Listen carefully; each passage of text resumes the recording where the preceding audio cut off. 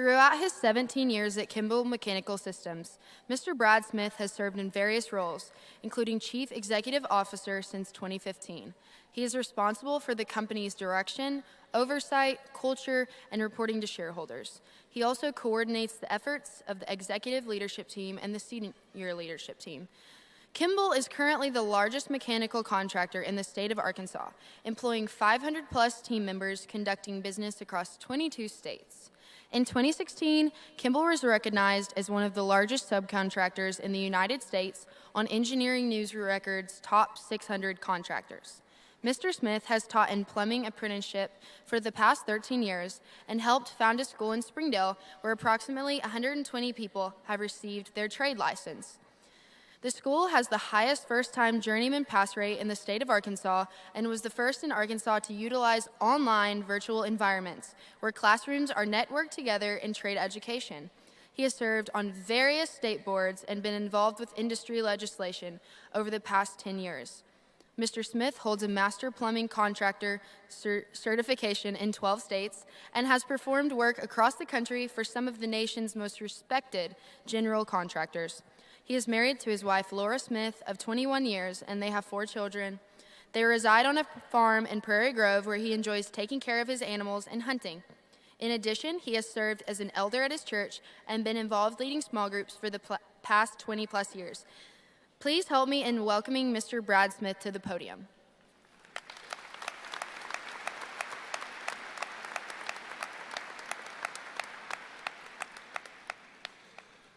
Welcome, graduates. It's almost over. Family and friends, I want to extend a warm welcome to you as well. To students, your hard work and perseverance has brought you here today, and that's no small task, so congratulations. To the parents, grandparents, friends, and family that have supported and encouraged and challenged your graduates along every step of the way, also congratulations. That's no small task. Some of you have decided exactly what your path over the next 2 to 5 years is going to look like. Others of you are yet to determine what that path holds, and that's okay. Today, I'd like to be able to share some information with you that might help both groups evaluate your options as you move forward. Over the next 8 minutes, I hope to challenge, even if just to a small degree, the way you think about the future of education and employment. In fact, I believe to one degree or another, we all harbor some assumptions about education and employment that need to be reconsidered. Reconsidered because the world is changing. And also the path to what a successful career might look like is changing. And whether you realize it or not, as you walk out these doors today and take your first step towards college or towards a career, you've already come to some conclusions about education and work inside your heart and in your mind. You and I both have some presuppositions about these things that have partially been formed by the society that we live in. As a society, we've come to value certain types of work more than others. We've come to esteem certain types of schooling and education over others. And we've tended to applaud certain types of success more than others. And unintentionally, we find ourselves in a box about education and employment that we've built for ourselves. Recently, I was talking with a good friend about this very topic. This friend is in his mid-30s. He's driven, he's intelligent. He's already experienced many of what we would call significant successes. He worked in the White House. He's worked for several large corporations. He's held significant titles, and he's served on important boards. And he was considering enrolling here in Arkansas and getting his MBA.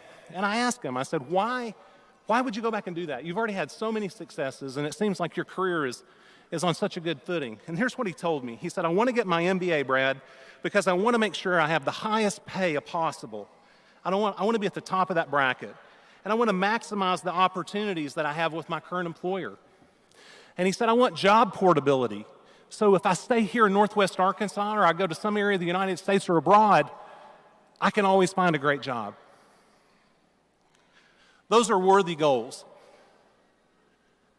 They're things that we aim at probably in our careers. None of us have entered the workforce thinking, wow, I want to be exceptionally average.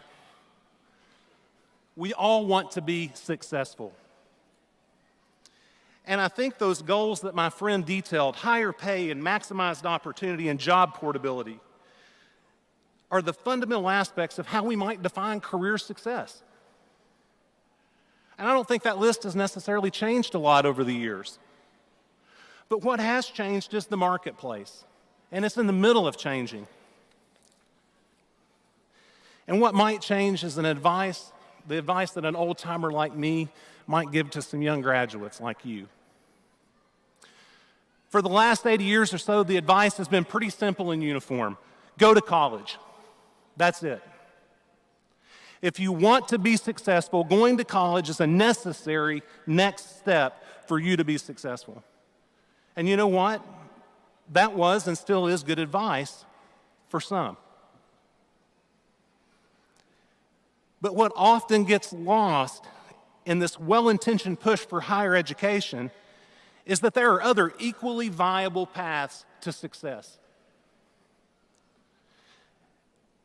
And that is through apprenticeship in skilled trades. Now, if you're not sure what I'm referring to when I say skilled trades, I'm referring to plumbers and electricians and HVAC technicians and framers and welders and other similar fields where you may work with your hands and learn from an older skilled worker. And guys, I'm telling you, there is an unbelievable amount of great opportunities for young, driven individuals in these fields. Now, there's no doubt that there's some parents in the audience that are probably rolling their eyes at this moment and saying, my child is going to college, period. There's no way he or she is going to be a plumber. Well, let me say, I understand that. And I was a product of that same mentality. I went to college, ended up dropping out my senior year, and just a couple of years ago, went back and finished my degree. My hope is not to dissuade you graduates or your parents for your children. I don't want to dissuade you from going to college if that's the best path for you. But rather, I want to suggest that there's an equally promising alternative for some students, especially given the way the world is changing. Right now, in places like Washington, D.C., and in Little Rock, there is a conscious, purposeful shift towards trade education. There are legislators and educators that are helping lead this charge, and all of us are familiar with celebrities like Mike Rowe, who's famously advocated for trade professions. Consider what Michael Bloomberg, the former mayor and billionaire of New York City, said in a recent CNN interview.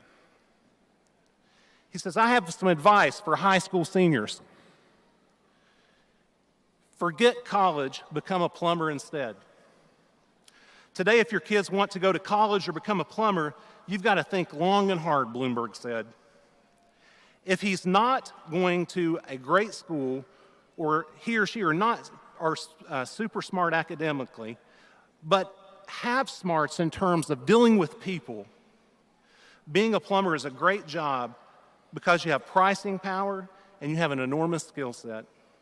He went on to say that such careers are more important now than ever as technology has made its way into the middle class professions and people don't get paid like they used to. And he believes that the latest labor statistics that show why wages remain stagnant even though employment has grown. I've been involved in trade education for 14 years, and I am confidently affirm the pleas of people like Mike Rowe and Michael Bloomberg. More than any other time in my career, there's been an observable, gravity-like pull bringing young people into the trades. As the construction and manufacturing industries continue to strengthen and demand for skilled workers in manufacturing industries continue to rise, we're seeing a great chasm emerge between the needs of the industries and the capacity of an aging and retiring workforce. This gulf has led to better and more sophisticated jobs, higher pay, and increased opportunities for those that are willing to pursue them. And I've observed a renewed openness to the trades and a steady, albeit slow, stream of young workers choosing the trades over college. And this is exciting. It's an exciting time because the thing that's been most unique about it is it's not from any one demographic. Our in-house plumbing program has seen many, many people with bachelor's degree come back and get certificates in the trades. We've had multiple people with master's degrees and MBAs come back and get a certificate in the trades. So what does all this mean? I just think it signals a shift in trade. That trade education is rapidly becoming a first choice of employment and not a last resort. And it should be a first choice for young people. Think back to the list that I originally told you. Higher pay, maximized jobs opportunities, and portability. All these things can be found in the trades. It's probably worth mentioning again, I'm not discouraging you to go to college. I'm not challenging the fact that college is a well-established, legitimate path to a successful career. What I am saying is that the value proposition of a college degree has changed, and it can no longer be considered the only route to a successful career. I'm asking you to reconsider the value of a career potentially in the trades, where an individual can get a 4-year trade education for less than $10,000 and make $40,000 to $50,000 a year while they attain that. Then you can leave with a journeyman certificate and make $60,000, $70,000, $80,000 a year.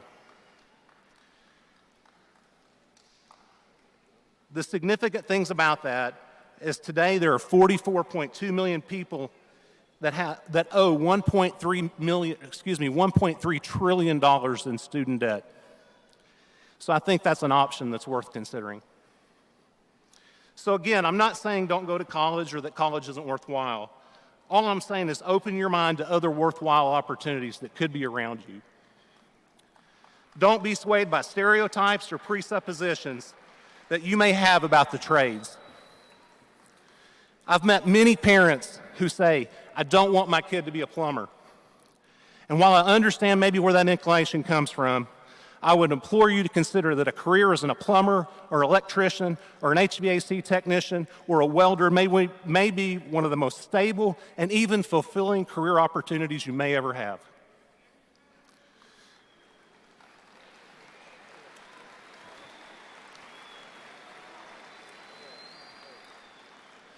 I've seen many people out of ignorance and pride turn their backs on the skilled trades. And graduates, all I'm asking you to do is open your minds. Thank you, and I wish you well in whatever journey that you take.